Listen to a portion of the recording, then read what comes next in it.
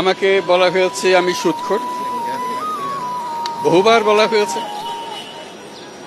আপনারা সেটা গ্রহণ করেন নাই, কারণ গ্রামীণ ব্যাংকের মালিক আমি না। সুদ যদি গ্রহণ করে থাকে, সেই গ্রামীণ ব্যাংকের মালিকেরাই গ্রহণ করেছে।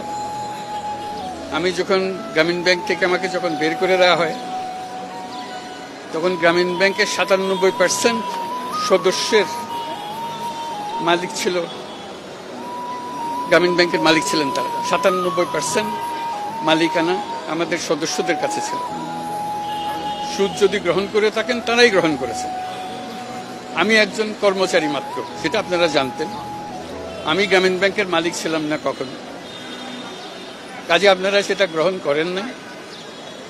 আমাকে বলা হয়েছে আমি গরিবের রক্তচোষা, সেটাও আপনারা গ্রহণ করেন নাই।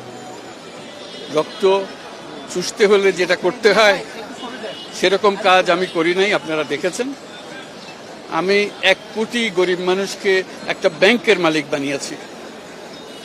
চুষবো কোথার থেকে? তাদেরকে মালিকানা দিয়েছি, আর কেউ তো দেয় না এই পর্যন্ত। এটা তো সত্য ঘটনা, এখনো আছে তারা মালিক।